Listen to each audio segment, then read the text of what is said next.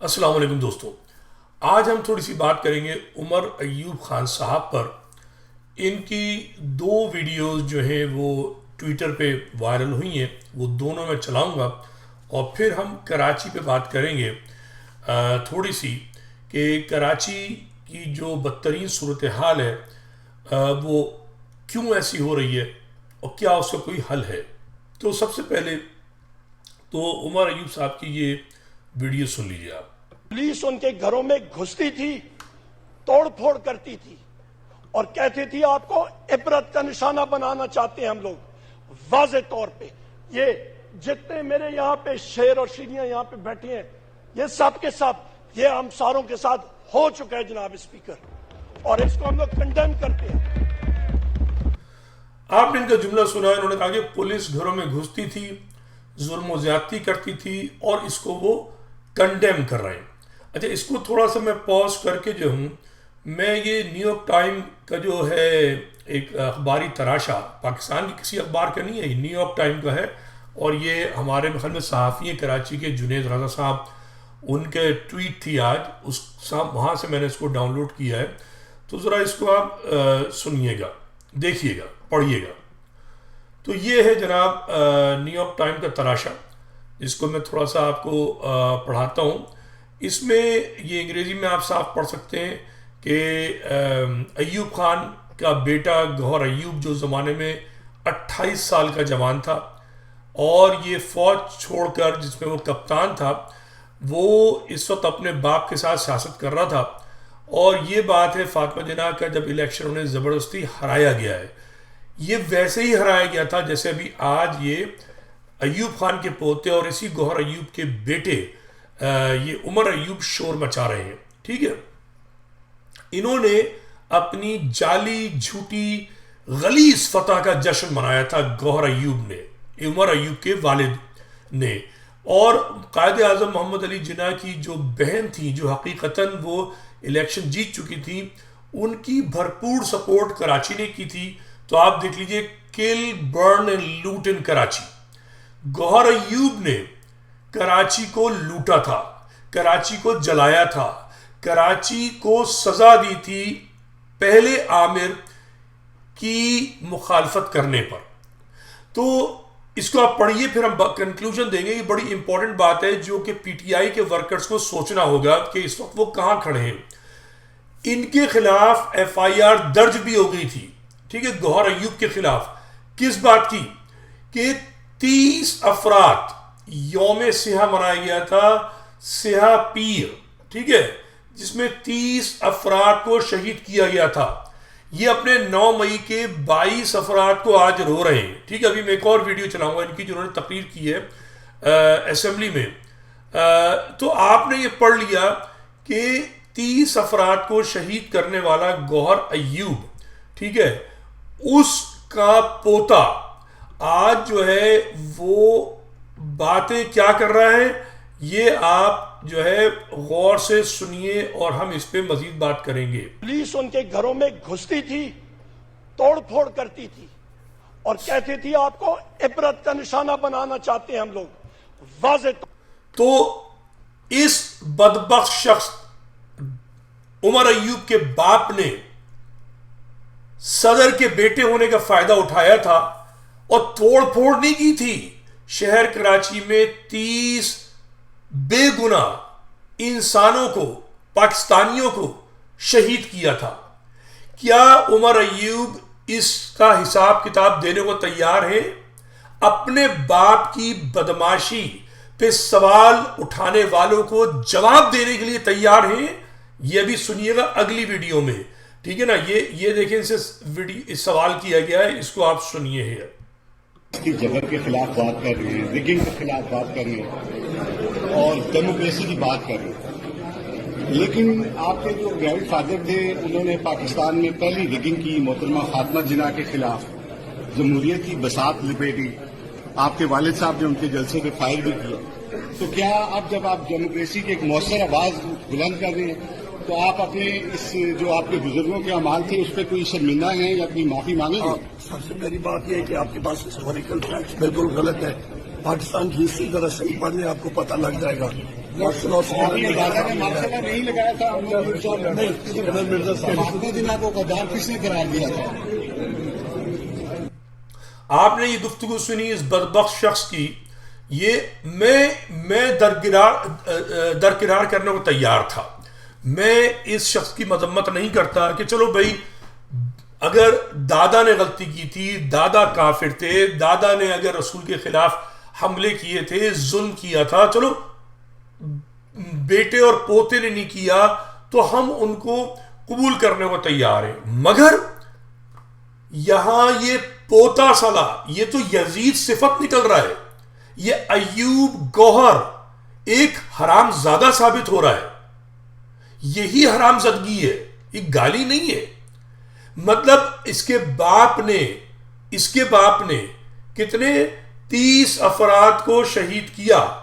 30 अफराद को शहीद करने के बाद ये बदबख्त शख्स जो है ये कितनी ढिठाई से कह रहा है कि ये आपको तारीख गलत पढ़ाई गई है। कौन सी तारीख गलत पढ़ाई गई है? क्या ये न्यूयॉर्क टाइम जो है ये गलत लिख रहा है? कोई मुझे बताए ना, क्या ये सारे लोग गलत हैं? जो शहीद हुए थे वो कौन लोग थे? मैं पीटीआई के लीडर से, वर्कर से मुतालबा करता हूं, और जितने कराची के लोग हैं वो एक आवाज हो जाएं, चाहे वो जमात इस्लामी वाले हैं, चाहे एमक्यूएम वाले हैं, पीटीआई वाले हैं, इस नुत्फे हराम को, गौहर अय्यूब की औलाद को, अय्यूब खान के इस मनहूस पोते को जो है हम सपोर्ट नहीं कर सकते। हम समझते हैं कि मैं कम से कम कि पीपल्स पार्टी नून लीग पे लानत है, मगर इमरान खान इस शख्स को पार्लिमानी क़यादत से मुअत्तल करे। कोई भी ऐसा शख्स कि जो ये घटियापन कर चुका हो उसको हम कबूल नहीं करेंगे। इसकी मजीद गुफ्तगू आप सुनिए इस घटिया आदमी की। पुलिस उनके घरों में घुसती थी, तोड़ फोड़ करती थी और कहती थी आपको इबरत का निशाना बनाना चाहते हैं हम लोग। वाज़े तौर पर आबादी 45 साल से कम नौजवानों की है, और ये 18 साल के नौजवान इन्होंने अपनी माओ, बहनों, बुजुर्गों, भाइयों के साथ जो ये दहशत होते हुए देखी है, क्या ये भूल जाएंगे? क्या कराची वाले भूल जाएं जिसके बाप ने हरकत की? क्या कराची वाले भूल जाएं जो इसके दादा ने हरकत की? यह सवाल होना बहुत जरूरी है। और मैं समझता हूं कि एमक्यूएम की जो क़यादत है वो असेंबली में खड़े होकर इस हरामखोर से यह सवाल करे। सहाफी नहीं, एमक्यूएम की क़यादत, जमात इस्लामी की क़यादत, सबको इस हरामखोर से यह सवाल करना चाहिए। देखिए क्या बकवास करता है। ज़हनों में ये चीजें जो नक्श हो चुकी है, जो इम्प्रिंट हो चुकी है, ये तो अपनी आखिर उम्र तक ये साथ लेके जाएंगे। तो अगर पीटीआई वालों के जो नौजवान हैं उनके माओ बहनों के साथ ज्यादती हुई है तो बकौल इसके उनके जहनों पे इम्प्रिंट हो चुकी है, ये सारी जिंदगी लेकर जाएंगे।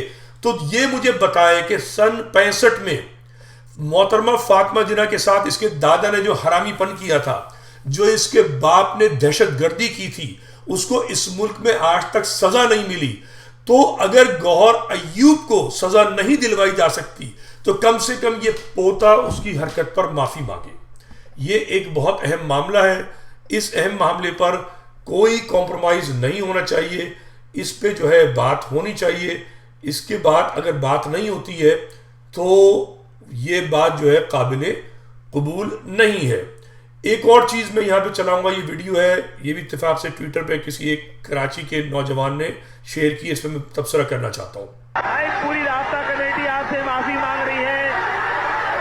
भाई पूरी रास्ता कमेटी, ये 2013 में जब एमक्यूएम को धचका लगा था पीटीआई का, तो राब्ता कमेटी की बड़ी बेइज्जती की गई थी, और ये उस वक्त की वीडियो है। जरा गौर से सुनिए, इस पर मैं तबसरा करूंगा। तमाम राब्ता कमेटी या मेंबर से कहा था माफी का है, भाई पूरी राब्ता कमेटी आपसे माफी मांग रही है।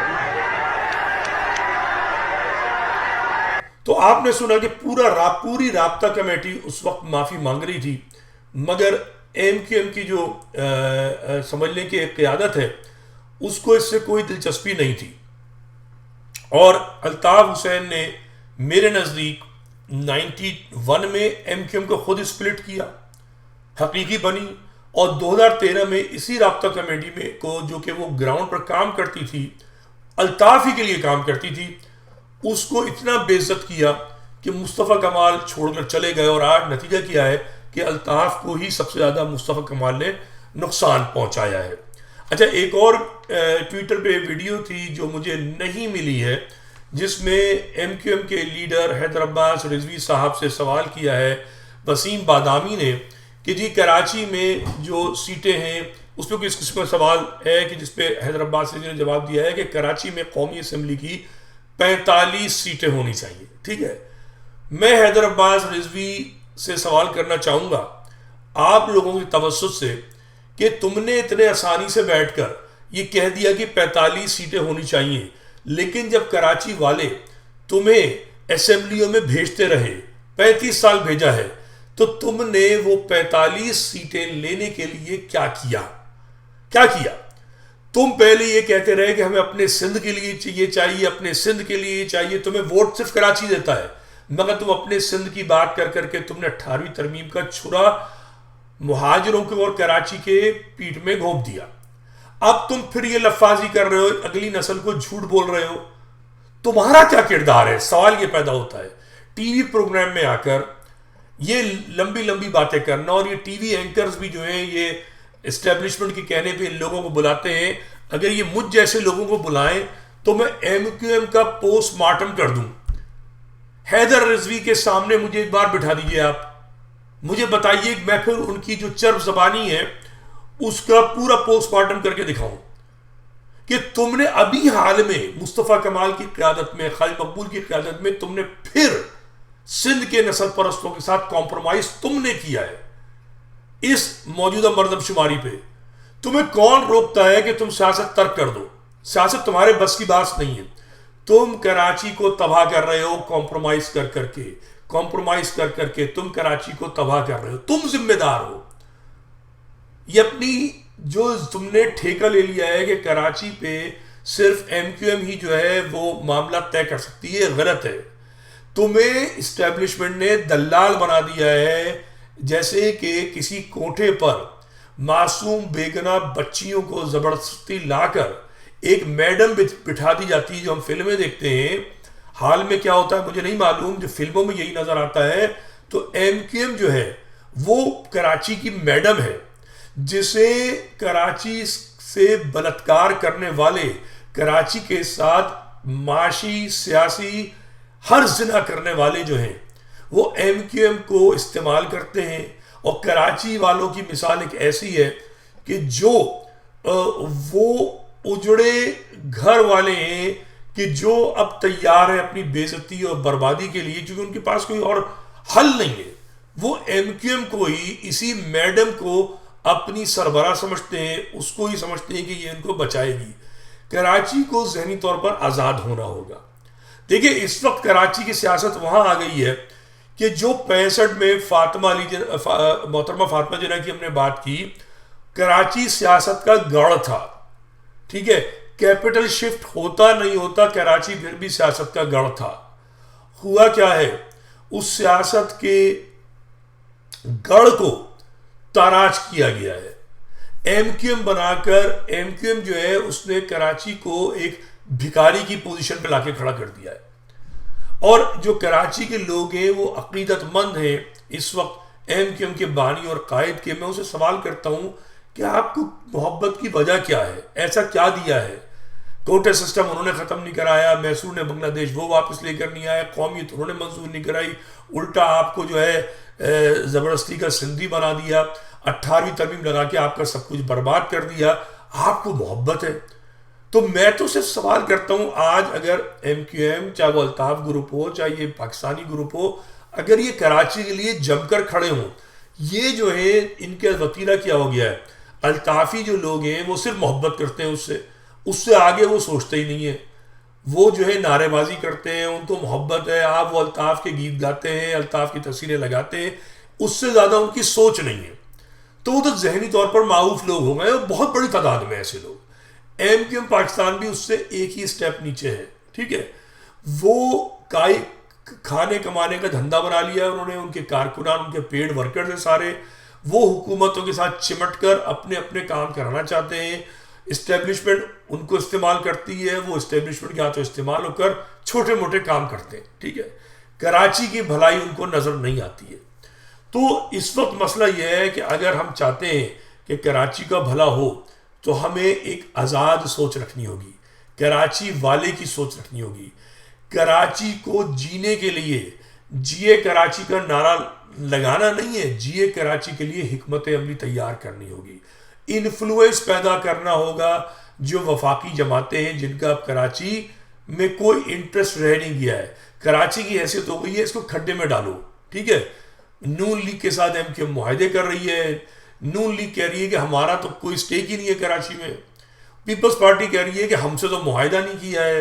ٹھیک ہے, اسمبلی میں نمبر پورے نہیں ہیں, نمبر پورے ہو بھی جائے تو پیپلز پارٹی کی دلچسپی نہیں ہے. تو یہ سب ایک کھچڑی پکائی ہوئی ہے اور کوئی سوال کرنے والا نہیں ہے. اس افراتفری میں جو کراچی کو ذلیل کیا جا رہا ہے, کراچی کے ساتھ ظلم کیا جا رہا ہے, ہر پارٹی کر رہی ہے. ٹھیک ہے, اس پہ کھل کر حق بجانے بات کرنے والا کوئی نہیں ہے اور وہ بات کرنے کی ضرورت ہے. تو پی ٹی آئی کو میں سمجھتا ہوں, میں کئی بار کہہ چکا ہوں کہ وہ کراچی کے لیے ایک بہتر پارٹی نظر آ رہی ہے, اس سے امید کی جا سکتی ہے. پیپلز پارٹی سے مجھے کوئی امید نہیں ہے اور نون لیگ سے کوئی امید نہیں ہے, مگر پارلیمانی لیڈرشپ سے گوہر ایوب کے بیٹے اس عمر ایوب کو فارغ کرنا ہوگا. خدا حافظ.